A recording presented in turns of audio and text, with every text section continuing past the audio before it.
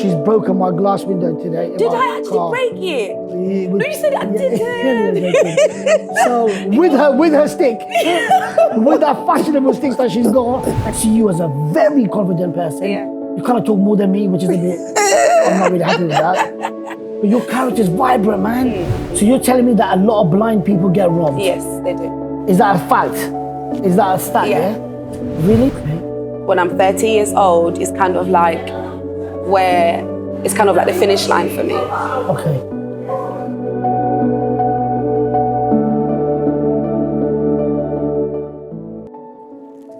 Hello to all my beautiful people. Today it's a blessing to be with blessing.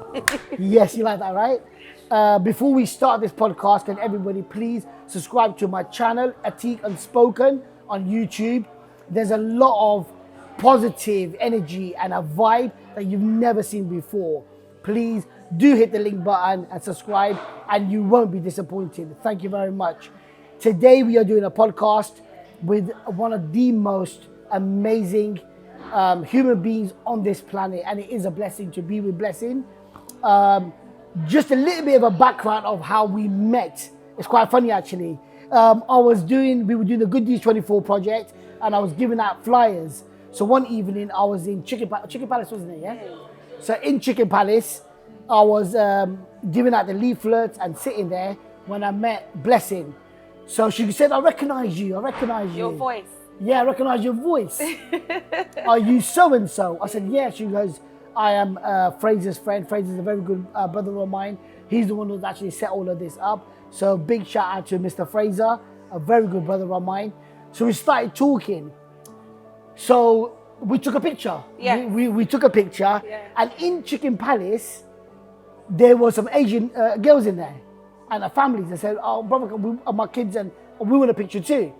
So I took a picture with Blessing, I took a picture with them, and there's a guy in there, an English guy. He goes, mate, I don't know who the fuck you are, but I want a picture too. So we took a picture with him, so we started talking. I sent the selfie to Fraser, and I got to know a little bit about you and your condition and what you were going through. Yeah. I just want to make this clear that this podcast is very important, that people do hear about the daily struggles that Blessing has and what she goes through and what kind of journey she goes through. Also, do remember that this is an invisible disability. Not all disabilities are naked to the eye that we can see. That we can see. Yeah. So this is an invisible disability. I am not going to name it because I can't pronounce it.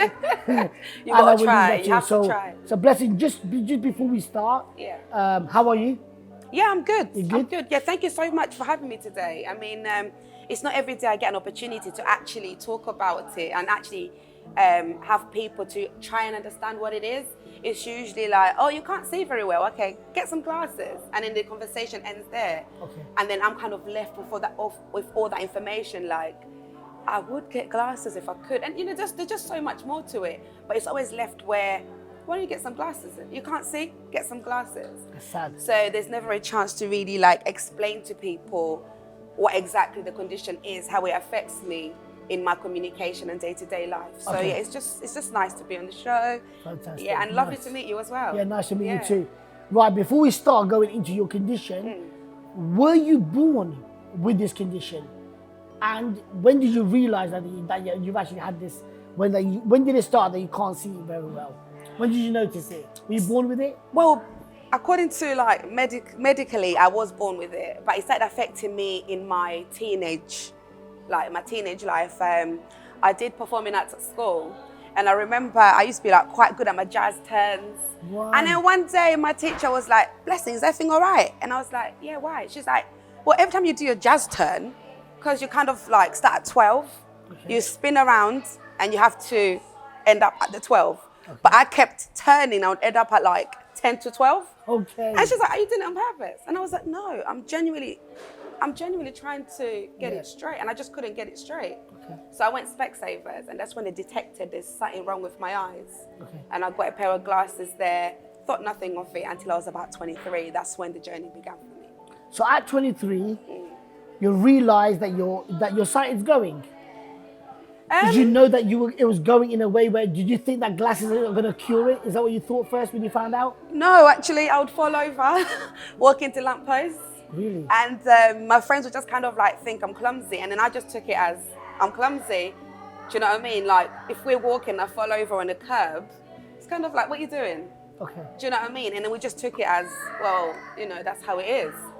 And then from there, I had like a bloodshot on my left eye. And then I went back to, obviously, the doctors, opticians. And then they were like, do you realize there's a damage in your eyes? And that's when I was referred to the Wisbech Hospital. And when they took photos of my eyes, they were like, oh, we don't know much about this. So they referred me back to Peterborough. Went to Peterborough, they were like, we know what it is, but we don't have information on it.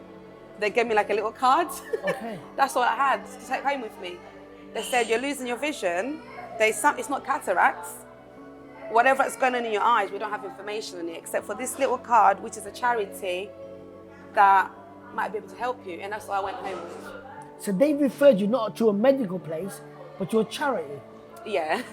To do what? They didn't have any information on it except for that little card of people that have that condition, because it's like 1 in 10 million, I believe. So the doctors, they didn't know what it was? No. My Yeah, goodness. so I was literally just left with that card, and yeah, that was it for me. But that's scary, right? I didn't know what to think. You've gone to the, let's get this right. Two hospitals. So you go to 2 hospitals. Wisbech. This wasn't the UK, it wasn't abroad, was it? No, it was Wisbech. Okay. So you've gone to the UK, to the hospitals in the UK. Yeah. The condition that you got, they didn't really know much about it. No. They're giving you a card to say go to a charity. Yeah. That must have scared you, man. I didn't know what to think about it. Wow. And at that time, your eyesight was bad? I learnt to live with the thought that I'm clumsy, with the thought that I don't get things in the right place. So having a lot of like little accidents, I kind of just thought it was just a part of the way I do things. Okay. Not realizing it's the condition in my eyes that's affecting. So everything I see is not accurate. So for instance, if I have to look at you direct now, for me to see you directly, I have to look past your shoulder. So often when I communicate with people, they'll look past me like, who are you talking to? But for me to see you, I have to kind of like find an angle. Okay. So I just kind of like, it's called map vision. So a lot of people use the map vision to see things, where your brain has memorized how to navigate. So you think your eye, you don't rely on your eyes. A lot of time you rely on your brain. Okay. So I just kind of like got used to relying on my brain to kind of get around. And then that was kind of it for me. But because they gave me the name of the they didn't give me the name of the diagnosis, they just told me what it could be. Okay. My older sister took it upon herself and did some research. Okay. So at this very moment in time, can you see me clearly? Of course I can't. So now, even this close, so no matter how close you get to something, you cannot see me clearly. Because it's a macular dystrophy, it affects the central vision. Okay. So I see the outline of your body, Okay. but I can't see your facial features. Oh, that might be a good thing. That might be a good thing. I like anyway.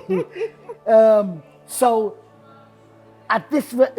from this point onwards, have they told you that you're going to be going blind, or will it be like that? Will you go fully blind? So basically, when I was 23, my sister took it upon herself to do research, and she discovered that there's a professor in London that's doing research on this, doing trials. Okay. Professor Webster. He's actually quite very well known. And he's at the Moorfield Eye Hospital. So I approached my GP and I said, can I be referred to that hospital and see if there's any treatment? So I've been with the Moorfield Hospital ever since. And from his study, he was working on injecting animal cells into the retina. Okay. So that you can see basically. And from what I found out is the study did work out, but it only helps the older generation, not in a young person. So I kind of said to him, so what's my future? And he went looking at how the damage is in your eyes right now. That was when I was 23. He told me until I'm about 30. Okay. When I'm 30 years old, it's kind of like where it's kind of like the finish line for me. Okay. How does it make you feel? Well, I'm 34 now. Okay, and how do you feel? I mean, I thought that was the end of the line for me when I was 30. So I lived all my life in fear. And then when I hit 30, I'm still able to get around. I can still see a little bit. So I still got hope. I've still got hope. Inshallah. Yeah, I've still got hope. Allah, you know, restore your eyesight again. Amen. Has it like, when people are born blind, Yeah. you don't see nothing, you don't know the world, you make a world of your own inside your head.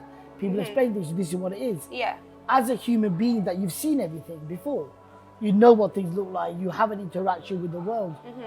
How does it make you feel that one day, like totally, you might be blind, you might be not be able to see for the rest of your life? How does that make you feel? I try not to think of that. Okay. But we have like a group. So Peterborough Council has like a mobility group, where like kind of like they get other people with visually impaired or blind get together, talk about challenges, and you get to meet people. People that are fully blind, people who are losing their sight, people that have different visual challenges. And I've spoken to someone who never seen a bird. They don't know what a bird is. Wow. Because they have to feel it to know what it is. Okay. So to me, I was like, oh my God, that touched me. I thought, you know, but because she doesn't know, she doesn't care. But for me, I know. So for me, it's like, it's very different. And then I met an 88-year-old who's got my condition. Okay. And she was in tears because she's losing her sight. Wow. even at that age. And I was the one comforting her. And at that time I was only 28. Okay. And she was like, I'm gonna lose my sight. I've had my sight all my life. And I just looked at her and I thought, wow. I said to her, you gotta be strong. Just thank God for the years that you've had actually that sight to see. She's seen her children, her grandchildren. How hard is it for you on a daily basis to live your life like this? Just stay in bed. I just stay in bed. I just lock myself away and find an excuse not to go outside. You don't, do you? Are you serious? Yeah, I'm serious. And on a serious note, is that what you're doing, yeah? Yeah. So you lock yourself up and you don't want to go out? No, I don't. Is that because of the fear of you might bump into something, or what is it? Is it the people that you're scared of? Is it a fear? Are you ashamed of it, or is it a fear? What it is, it's like, you just don't know what challenge you're going to face. I'll be honest with you, I'm quite surprised with that. No, honestly, because your character is far beyond what. Oh no, I'm an outgoing person. No, I'm saying. Yeah. What you just told me is kind of shook me back a little bit. Thinking, hang on a minute, because I see you as a very confident person. Yeah. You kind of talk more than me, which is a bit. I'm not really happy with that. But your character is vibrant, man. You talk about God a lot. Yeah. I know that you go to church and you used to be doing a lot of gospel stuff. You used to go to church. Do you know all of that? Yeah, but we're going to touch base on that. So you know, my initial thing with you, that's the kind of like, what? Yeah. And why would you hide yourself at home? And I get it. Because people fail to understand. And it's easier when strangers fail to understand.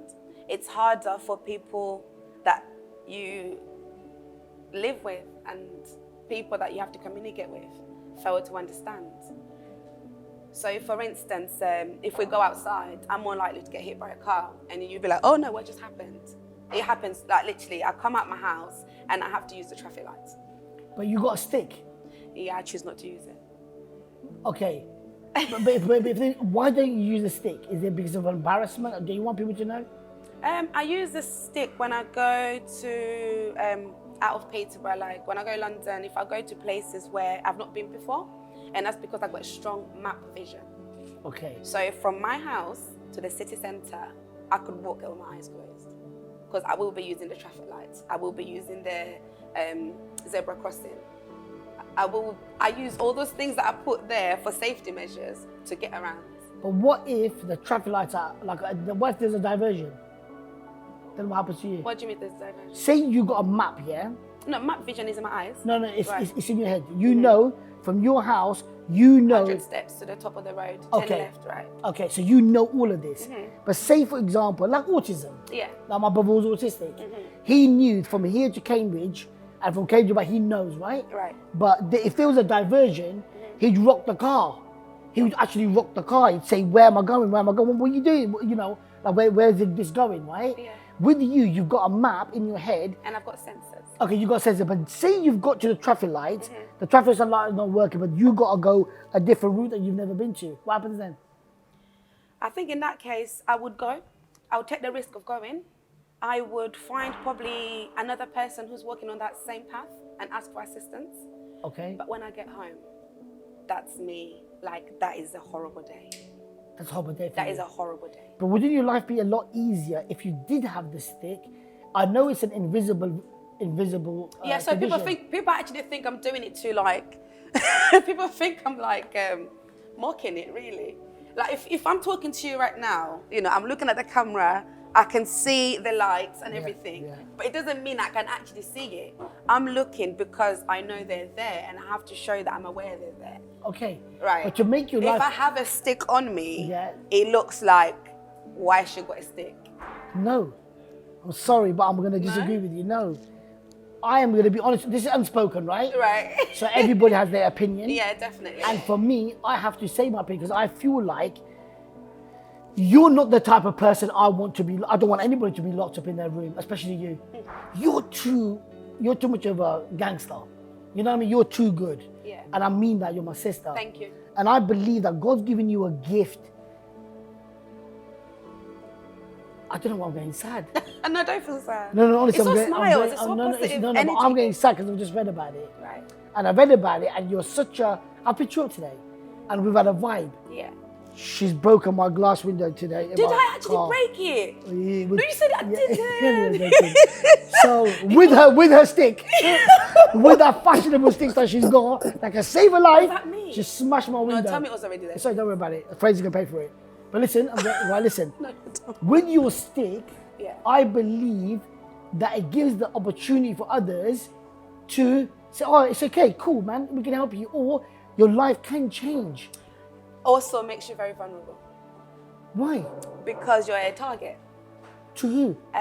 Anyone that wants to rob you, mug you, anyone that's aware that you cannot see, you are a target. You do make yourself vulnerable to those people. So you're telling me that a lot of blind people get robbed? Yes, they do. Is that a fact? Is that a stat, Yeah. yeah? Really? Yeah, I do my mobility and I'm very much aware that when you know, for instance, you can get high vis, Okay. that will say you're visually impaired, it does make you a target. So you're telling me there's people out there that will rob you? Yes, because you're an easy target. You can't defend yourself. Disgusting, If, man. you know, even like talking about this today, my boyfriend was a bit worried, like, do you realize how vulnerable you're putting yourself out there? And I said, you know what? I'm doing this for the people that love me. I'm not doing it for people that are gonna judge me or make me that target. End of the day, I can't live my life in fear. I've done that. It's boring. But I'd rather talk about it so people are more understanding and probably just a bit more accommodative towards it. I mean, I've lost jobs because of my sight, because I look like I can see. And then when they've realized that, ooh, we have to kind of like train her different from the whole group, it's kind of like we don't have the facility for that. Resources, yeah. Yeah. Have you built a life in your head, like a world in your head, that makes you saying, you know what, I'm not going to hold the stick because of your reasons and stuff, and I'm going to carry on doing what I'm doing? Isn't that a big risk? All right, so this is how I look at it. You either, so if you're in an ocean, there's two things you can do. You either sink or you swim. Okay. If I give in and rely on my stick, I do use my stick when I need to, when I go to places I'm not aware of, because I need to get around. Yeah. But because I have a good map vision of Peterborough, I have a good support system in Peterborough, I'm kind of okay. Just like when you picked me up, or when, if I'm with my friend Lena, I would let the person know, oh, I might just need to make sure you're still, you know, yeah. So I've kind of built that safety system for myself. Yeah. I'm not shy to use my long cane. I just don't want to rely on it just yet. Okay, so you still want to battle it. But what makes me sad is I don't want you to be in your house all the time. I don't want you to be in a dark place. Even coming today was a massive challenge. Yeah, I know it, and well done. No, congratulations. No, honestly. yeah. Well done. It's an honor. I almost gave in, yeah. No, honestly, it's an honor for Fraser to set this up. He really went out Honestly, his way. God, and he says to me, look, Atiq, and I said, look, get her on. Yeah. We've already done a podcast last week. Yeah. Because we normally wait about a month. Yeah, I said, yeah. get her on straight away, man. Yeah. Because sometimes, maybe through this conversation, you might think, you know what, Atiq might be right. I don't want to stay at home. No. I don't want you to stay at home. No. I honestly don't. And I don't think, personally, that it's embarrassing to ask for help. Like me, I made a silly mistake. I've gone to the gym, I messed up, and my back hurts. I make these lot pick me up. I said, grab my arm. Yeah. Open my door. Help me. Yeah. At the end of the day, honestly, this is no word of a lie. I had two of the guys that shied and another guy. I made them hold me and I made them walk me to the restaurant. I don't care. Yeah. Because I want to eat. I don't want to sit in the car. No. They're going to have steak. I don't want to sit in the car. No. I want to go with you. So hold me, give me a piggyback, whatever. Yeah. Get me there. It doesn't matter how embarrassing it is. Because I think that we're losing out. For example, when we were younger and you'd have had an argument with your parents, normally you'd run upstairs and not eat your food. Because I didn't get to do that. Yeah, run upstairs. I'm not going to eat them. My mum and dad will make up with me. I said, just at least eat because they'll feel bad. I should eat my food. Yeah. Because I'm the one who's going to suffer. Yeah. Forget that. Because you're the one who suffers. So I believe that God's given us a life, maybe it's 10 years, 20 years, 30 years, 40 years. We don't know. Exactly. So because time is so limited, and I believe you got so much to give, people will learn from this too. Because it's an invisible disability. But you do have a choice to do a lot more with the tool that God's given you. It's a stick. People use it. I'm quite shocked that blind people do get robbed.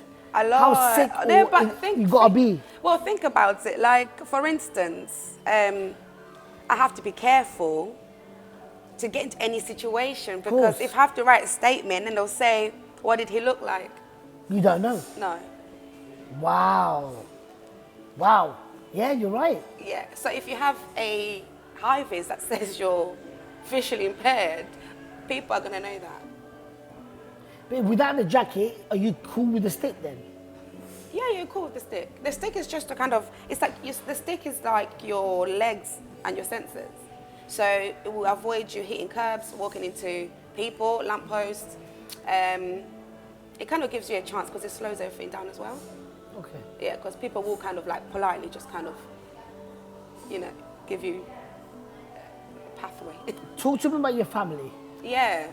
So my family, we're quite a westernized family, but my mum found it hard to accept. So you're going to be blind? Yeah. Your mum? She found it, she didn't accept it. What do you should accept it? Well, she found out you're blind and she disowned you? No, of course not. She didn't want to believe I'm gonna have that challenge. Okay.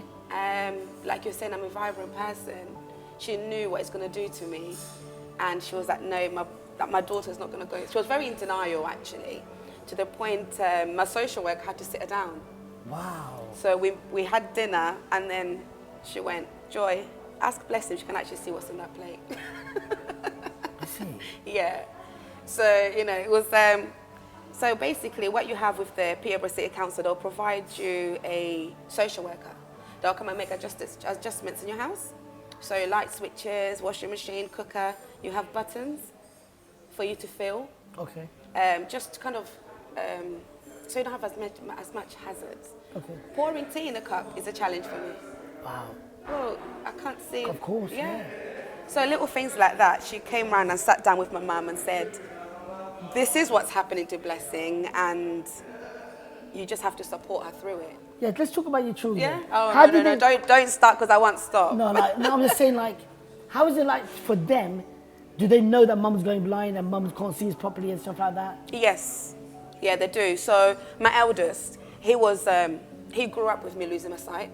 Okay, how old is he? He's 12 now. Okay. So it would be where he has to explain what it says, like if you're catching a bus, he has to tell me the bus number that's coming, approaching. He has to read where it's going, little things like that, letters. He would have to kind of like tell me, read for me basically. And he became such a brilliant reader. Wow. His teachers would be like, how come your son reads so well? I didn't teach him how to read, but he had to learn how to read. Okay. And he's probably one of my biggest support systems. Because we laugh about it, we joke about it. Nice. You know, they play little pranks on me. Okay. Yeah. Do they? Yeah, they used to. Until now his voice has changed. Is it? So I know which one's which. But when their voice was still quite similar, they would come and wake me up and just prank me Okay. and pretend to be each other. Yeah. Yeah. Nice. That's beautiful vibe. Yeah, isn't yeah. We have fun with my side. it? Okay. Yeah. You're blessed with that, really. Yeah, Isn't it? yeah. I mean, you have to. Even my mum came around to it where she would stick her middle finger up at me. No way. And I'd be like, she'd be like, blessing. I'm like, what are you doing, mum? She's like, oh, you really can't see. Because she's such a prestige African woman, sticking a middle finger up is like forbidden. No. But she thought, if I do that, I'll catch her out. Yeah. I bet she can see. You know, there's times where I walk past her, she's like, you really can't see. And I'm like, yes, mum. How's your relationship with your mum now? She's passed now. Okay, God But bless her soul. it was beautiful. It was beautiful, nice. yeah, it was beautiful, yeah. And talk to me about your daily. So you wake up in the morning. Your school life with your children. Yeah. How does that work? I taught them to be very independent. Okay. We're we prepare, you know, we prepare so we don't fail, because people don't prepare to fail, but they fail to prepare. Yeah. So we prepare night before, you know, everyone knows what they're doing in the morning. Yeah. And it just makes it easier in the morning. Like my children, like sometimes when they go to school, I'm just like, God, how did I do this? Wow. Like, they wake up to show me that I've taught them to be this independent. So they get up, they brush their teeth, they do their own thing, I they get ready. you know, I miss it. Sometimes I just want to shout a little bit, like, Yeah. boys, hurry up! Yeah. No, there's no time for that. If anything, sometimes my son makes me breakfast. Wow. Wow. And he can cook. And the school runs, do you do them or do they go themselves? Yeah, they go on their own. Wow. Yeah, sometimes I take the younger one just because I'm still, you know, I still want to baby him a little bit. Yeah. He don't need me. He's on a bus by himself. Sometimes it's like, Mummy. Do you think that because of this condition, that they've grown up really fast? Yes. How does it make you So feel? independent. I'm just so proud. That's why I'm saying I don't stop talking about my children. Nice. Don't stop, because especially the older one, Gideon, he could cook you a full course meal. I'm coming around. Come through. I know where you Come live. through, yeah. Another thing is their prayer life has increased. Okay. Because they've understood that we're not praying to God because of what we want from Him. Do you know what I mean? Okay. They're praying to God because we've gone out, we've come back safe, and we're thankful for that. Wow. And are you a religious person? The word religion kind of makes me feel a bit. Or is it? When you say religion, it's so like, But you believe in God, right? I believe in God. You but I go would to say- church? Not anymore. Because they fail to understand churches failed to understand all this. So I took myself away from it. But do you feel like you're at a loss by not going? Be honest, like you took yourself away from the church. Was that a good move or a bad move? It was a for good move yourself? at the time because it was affecting me mentally. Because they wouldn't understand you. No, because they wanted me just to say, yeah, I'm going to get my healing today. I'm going to get my healing. And say, if you don't get your healing, is it because you're a sinner? Or is it because, do you know what I mean? It was a lot of like, it was just too much, and I thought that's not how you live life. And I don't want my kids growing up thinking that's what Christianity is about. 'cause Do they it's go not to about church? that. I will visit, but I'm No, not. do they go? Your kids? I do sometimes take them, just because we pray a lot at home. We do our prayers every morning. Fantastic. We do our prayers as much as we can. I take them just for them to respect that fellowship, because I grew up in church, and it's a vibe. Growing up in church is a vibe. It's like having a community. Do you know what I mean? It's a vibe, and they haven't got that. So I take them to church now and again. Okay. What has been the most hardest thing for you that you battle with every day? What is the hardest thing that you go through? Anxiety. Anxiety, yeah? It will cause you anxiety. If you can't see, you will be anxious. And that's every day for you? It's every day. It's every day. From falling, hurting myself, like it's a lot. Wow. Yeah, that's why when you stay in bed in that warm duvet, you got your telly. Yeah. Yeah. Is that your safe zone? Pardon? Is that where you feel the most safest? Yeah. Yeah, at home? Yeah. Okay. But as a mother, Yeah. my life starts when my kids get home. yeah. But as a mother, does it like sometimes you feel like I wish I could do a lot more, but I can't? Does that hurt you a lot? I guess so. I guess so, and I'm always fighting. Like, I'm always calling my friends, like, oh, let's start doing this. I've always, listen, I'm sitting there creating projects in my head. I've got so much to do. But then there's always that obstacle, do you know what I mean? Yeah, of course. There's always that obstacle, yeah. I just think that this is a journey, but you took it on. Yeah, You're you think so? Oh, I mean, I'll be honest with you. Yeah. You're a fighter. Yeah. I have a true fake, and I'm like going, oh, like what's going, and the whole world changes. Yeah. It's because you're so used to being healthy, and you get a toothache, and your whole dynamic change. Yeah. But you know that's gonna go, right? But with your eyesight, as you said, it's just stuck in my head. Atiq, even making a cup of tea is hard. Yeah. And that's just like, do you know what I mean? Yeah. It's just that, isn't it? It's a hazard, though. What I'm saying is, but for you, it's hard. Yeah, because I'm having to adapt to living like somebody who can't see. You wake up in the morning, you can just make your tea. Yeah. Because you think you can see. Yeah. But then I have to remember that. Yeah. Yeah, so it's kind of like if a blind person wakes up to make a cup of tea, they have their way and routine of doing it. I don't have that. I'm waking up to learn. Wow. Those, like, I have to make adjustments. I'm proud of you, you know. Yeah. Honest to God. I did say to my doctor, actually, I said, you know, I'm gutted because I can't drive a car. I'm not allowed to drive a car. Yeah. And he said, to be honest, blessing, very soon there'll be self-driven cars. Of course there will be. And there's people nowadays, with licenses, own Jaguars, and they can't even drive either. Yeah. Yeah? So, yeah, I'm waiting for those self-driven cars. Yeah? Yeah, Jaguars, can't even drive anyway, yeah? So it doesn't really matter anyway, yeah? But all I'm saying is, number one, look, I'm honestly, I'm proud of you. I've learned a lot. Yeah. I've learned a hell of a lot. I'm glad, and I hope your viewers will get something. The viewers will learn from it, because you are absolutely right. The vision is it's one of the most underrated blessings from Allah, from God. It is. Because honestly, it's hard. Yeah. It's difficult to live your life blind. So because we're so used to looking, and you know, it's a normal way of life, right? Yeah, but you say that, it's like, I'm not blind, I'm partially. Yeah. So it's where I can see, but I can't. Yeah. Do you know what I mean? Yeah. And then some days I used to think, do you know what, it's just easier if I didn't have the sight. But you can't ever see clearly, right? No. Nothing at all, ever. Unless the treatment. Inshallah. Yeah, Inshallah. or I've heard, is it Mr. Beast? Is it Mr. Beast? Mr. Bean? My kids keep, no. Mr. Beast, my kids keep telling me to write to Mr. Beast. Who's Mr. Beast? He's paying for everyone's eyesight treatment, apparently. Okay. So hang on a minute. So there is a condition, but you have to pay for it. I don't know. That's what the rumor is. That's what the rumor is. Okay. Apparently, it could be where the information I've been given is probably because of what the NHS can probably afford. But so say if you went private, is there a cure for you? I think I'm going to find out. I will find out. Yeah, and do let us know. And if there was a cure, which would be, but the cure would be very okay. So let me explain what happens to my eyes. In your eyesight, the cells are reproducing every day. Okay. Mine are not reproducing, so the ones I have are deteriorating. Okay. So they're not reproducing. So where do we get these cells from? Okay. So the cure would be, it's not cataracts where they can just remove something from your eyes. Its cells have to reproduce. So on the conclusion, we are sitting with a superhero. If anybody does watch this, remember that even with this condition, she's still an amazing mother, amazing partner. She's, you know, doing everything. Look at the way she looks, amazing. So don't give up. Yeah. The last thing I do want to do is I want you to think about this now. Take a little break. Okay. Think about a message, a positive message that I want you to give in that camera to all the viewers.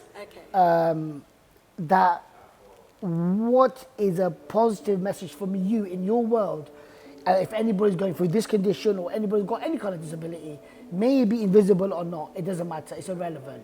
What kind of positive message can you give out to that camera right now? Right now. Whenever you just think about it, and I want you to give a positive message out there to the viewers to say, right, and go for it.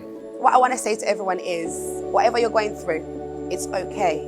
It's okay to feel down. It's okay to feel happy. It's okay to feel sad. Whatever emotion you have on that day, just find a way to overcome it. Never feel bad about talking about it. Reach out to your friends, reach out to your family. Anyone who's prepared to hear you, it's a blessing. So just wake up as a fighter. No, you're not the only one going through struggles. We're all going through different struggles. So having an invisible disability is a challenge of its own. Having a visible disability is a challenge of its own. It's not to be compared, but however you deal with it, just learn to overcome it. We're all overcomers. We have the ability to overcome. Just challenge yourself to go through it. There's something I learned when I was younger.